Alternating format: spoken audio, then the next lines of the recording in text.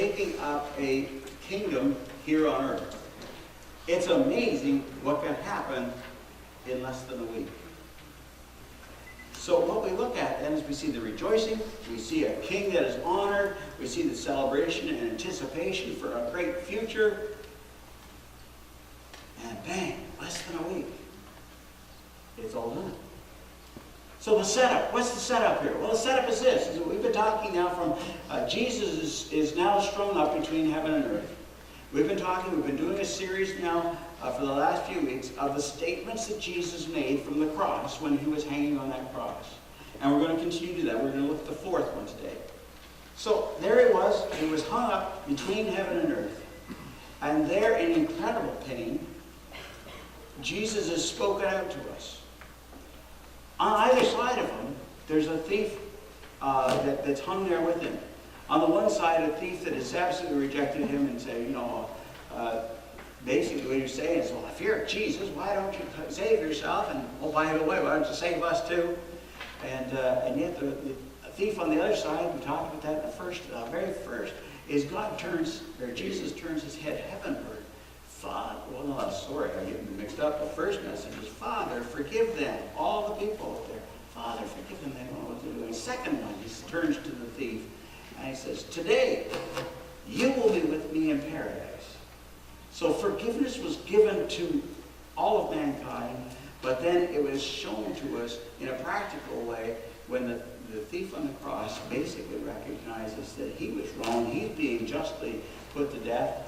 And Jesus turns, and this day you will be with me in paradise. He did not have time to be baptized. He did not have time to get money on the offering plate. He did not have time for membership classes. It was straight to glory.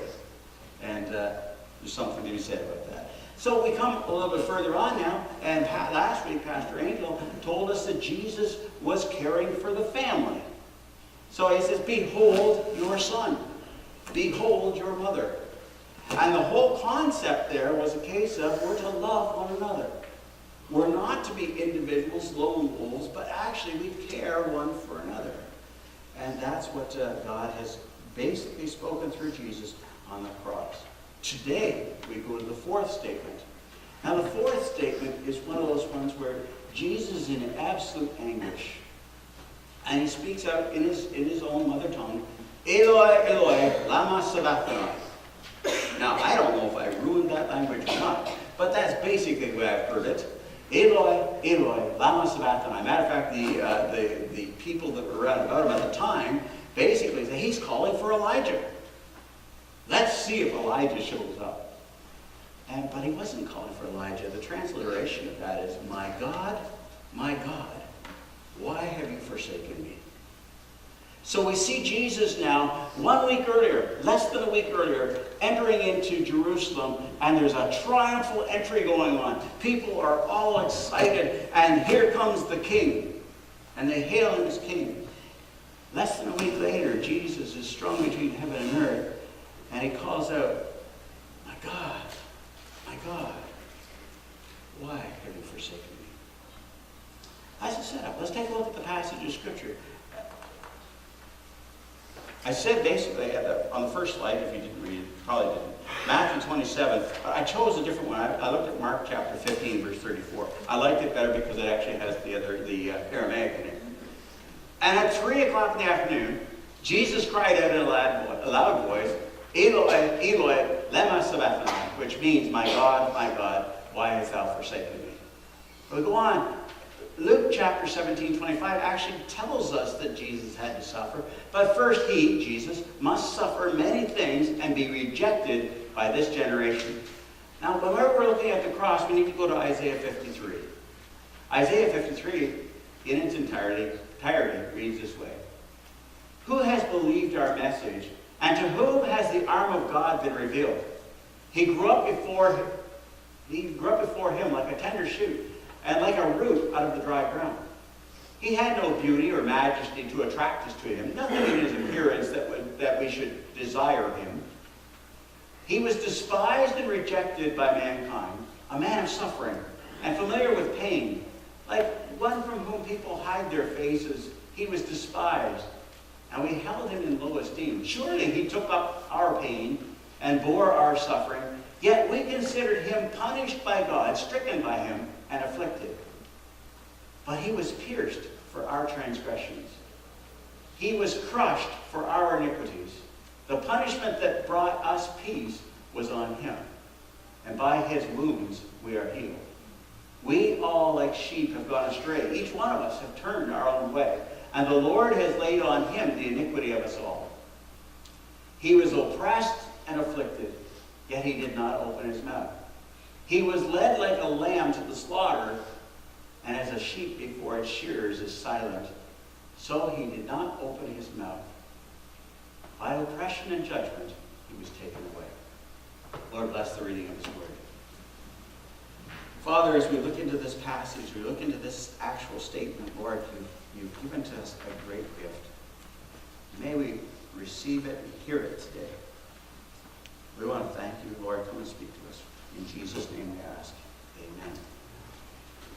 What we have to understand is this man who is hanging now between heaven and earth is fully human and fully divine. Now that's very important. On the cross, Jesus actually fulfills a covenant. A covenant needed to be made by two people, or two groups of people. In this situation, God was making covenant with man. But the problem is that it needed to be a perfect representative. The man had to be a perfect man, sinless. Do you know of any of those around? Only one, right? Only one. That's Jesus. And so in this act of Jesus going to the cross, we have a covenant where God covenants with man.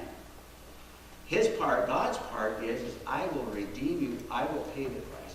Jesus' part was to carry all of the load and burden of our sinfulness. And so on the cross, Jesus carries my sin, your sin, the world's sin upon himself. He carried that all. And there, at that time, the price was paid. The sacrificial system of the Old Testament was always looking forward to this time when this covenant was going to be made complete. And it could only be made complete by God. So God was fully human. Jesus understood our sinfulness. He understands our situation. He lived 33 years as a man. He knows what temptations befall us. And therefore, as he stood in that situation of the covenant, on that cross, there he was on that cross, he carried the whole weight of sinfulness of mankind. And yet, on that cross, Jesus is fully divine. Here we have the fullness of God paying the price for us. Therefore, we now live in covenant with Almighty God. So it's not about what we can do. See, I've heard all kinds of people say, well, there's more than one way to heaven. But what is that other way? I'd like to know. Because most of the time, when it comes down to it, people will say it has something to do with my good works, or it has something to do with, I weigh my good against my bad, and I always weigh up a little better, whatnot. The fact is that there's not a thing we can do in ourselves to redeem ourselves because we're guilty. If you're guilty of one sin, you're guilty of the works. It's not a case of lesser sins and greater sins. It's a case of if you're guilty of one, you're guilty of all. And so God, in his grace, said, I am going to take upon myself, through my Son, the guilt of all of mankind. There's only one way. It's only Jesus that can do that. Because he's the only person who was ever perfect, who could actually pay the price, the blood's price, for our sinfulness. He was perfectly human, and therefore represented us entirely, that second Adam, as it were. But he was fully divine. He, being God, now absolves us of all of our sin due to the fact that Jesus was the perfect Lamb of God. Our debt has been paid. Well, he suffered our rejection. When I look at this, we have to understand how God looked upon sin. Like right back in the garden, Adam and Eve were put out of the garden. God cannot look upon sin. It's not a case of, I didn't do anything too serious, therefore God will overlook that. theology. You will not find it in the book. The fact is that we are all sinful, and we all have the wages. The wages of sin is death. We're all guilty. And so we see that Jesus took upon himself our suffering. It's so important for us to grab hold of that. God cannot look upon sin. He's a holy and a just God. And that sin had to be covered by blood, pure, perfect blood. That's why in the sacrificial system in the Old Testament, the lamb had to be chosen 3 days ahead of time, and it had to be inspected by the priest to make sure that the farmer didn't bring a colt. He didn't bring something that had a bad ear, or wasn't good, or didn't, had a bad leg or something. It had to be the perfect lamb of the flock. And the priest had 3 days to determine whether, that one's suitable, or no, reject, next. And that's so important for us to understand that for those 3 days, and that's significant on this Holy Week as well. Those days are there to be representing, we recognize that Jesus entered into the city on Palm Sunday, and that was Monday, Thursday is where we start to see, Jesus in the upper room and whatnot. There's significance in those days of preparation. It goes on. A price had to be paid. Jesus says feels, but he didn't. Well, no, it's right. Excuse me. Jesus feels the full weight of the sin of mankind. I've already mentioned that. So basically, let me just reiterate, is that God cannot look upon sin. Jesus carried our load. It's met in the cross. I want to finish up this thing by looking at this. Rejection. Anybody here suffer from rejection? Okay, so nobody. I'm preaching. Nobody. I, for one, okay, a few hands have gone up. Basically, it would have been easier for me to say, does anybody not suffer from rejection? Because we all carry rejection in us. It's because of the fall of mankind. And so all of us have wounds and pains and hurts, and very often it brings rejection issues within us.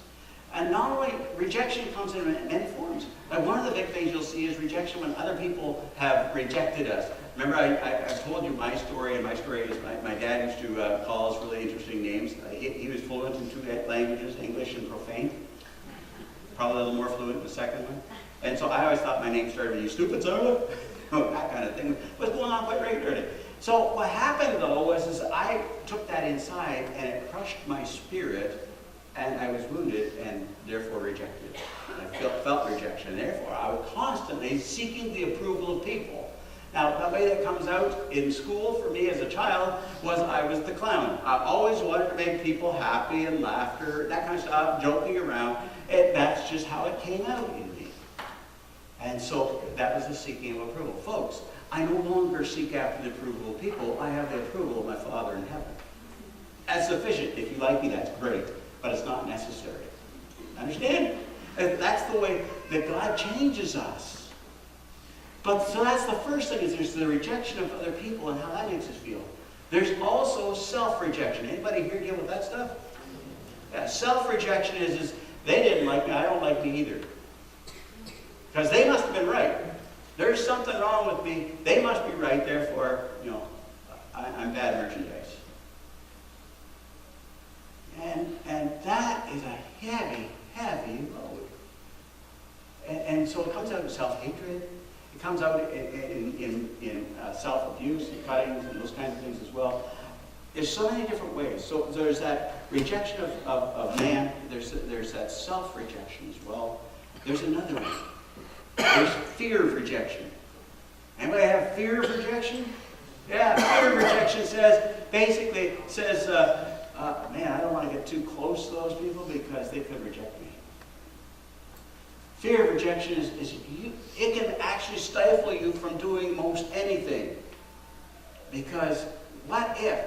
It's always that, what if people find out about this or that, or find out about this one? They'll have nothing to do with me. I lived with that lie for years.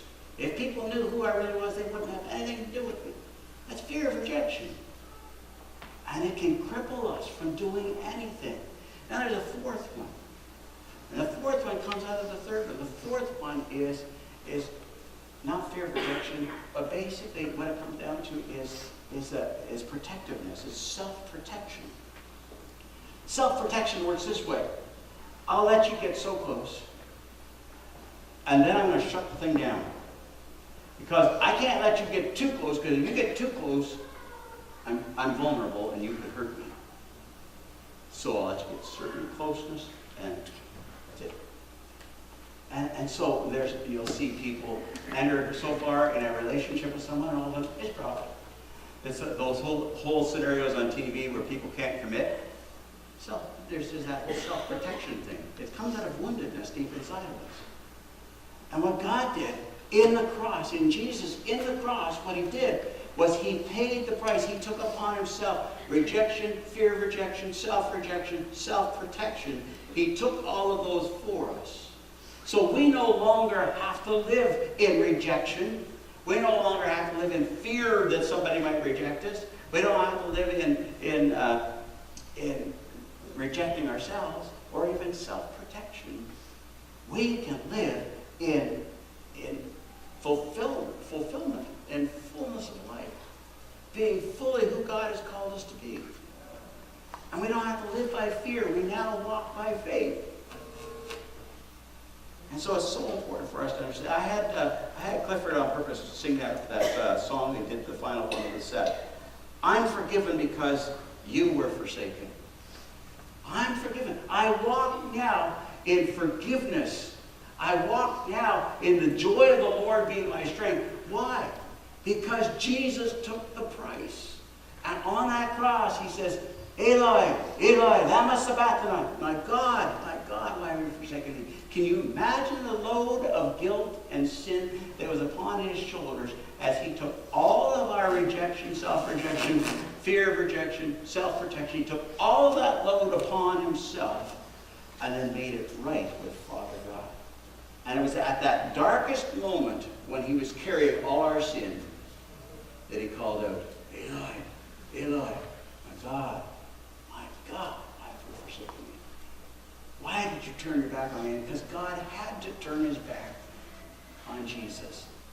Otherwise, he'd turn his back on mankind. And Jesus paid the price. And we are now ransomed, totally forgiven when we walk in Christ.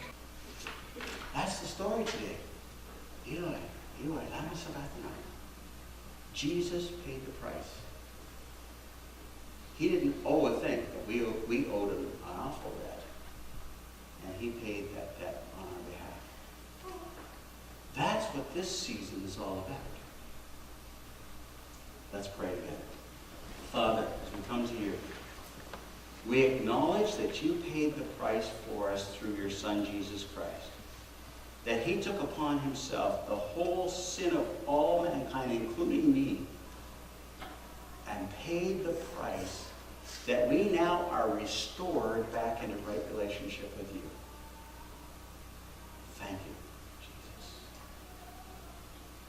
And Lord, for any here that are dealing with rejection, self-rejection, fear of rejection, self-protection, oh, Father, would you come and give them that word, that assurance that they can be set free, and that those spirits, because there's often spirits that are involved in that, they could be lifted off and sent off people, and they can live in freedom. And I ask, Lord, that you would bring freedom to our people today. Lord, we give you thanks.